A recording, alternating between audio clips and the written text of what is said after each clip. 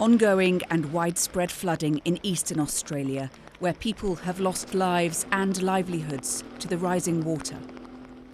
Human-caused climate change is increasing the risk of this kind of event.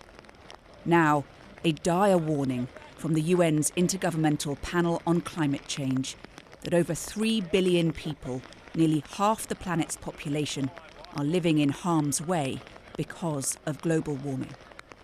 I've seen many scientific reports in my time, but nothing like this. Today's IPCC report is an atlas of human suffering and a damning indictment of failed climate leadership. With fact upon fact, this report reveals how people on the planet are getting clobbered by climate change. As wildfires burn in Argentina, the UN predicts unavoidable and irreversible impacts on humans, animals and the ecosystems they rely on, even if temperature rises are limited to a best-case scenario. And as recent flooding in the West Midlands shows, this is not a problem limited to faraway places. The hard bit is working out how to adapt to the changes that are already here and the ones that are predicted to come. In this country, for example, that might mean better land management. It might mean more flood defences or even moving some communities away from the water altogether.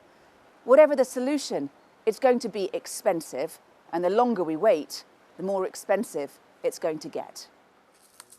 Still, the report warns, as climate change drives food and water scarcity and even conflict, some people and places are already being pushed beyond their ability to adapt, no matter what is spent in the future. I think it's an incredibly stark warning. It's a grim warning, and I would argue this is another code red for humanity. And what this report says to us is that the impact on lives, on livelihoods and nature are far worse than were originally anticipated. And not only that, but those who are affected the most disproportionately are those who are most vulnerable. Those vulnerable communities need more help and quickly from rich nations everywhere, at the same time as global efforts to reduce carbon emissions are also stepped up. A huge challenge that the world, we are told, must rise to. Hannah Thomas-Peter, Sky News.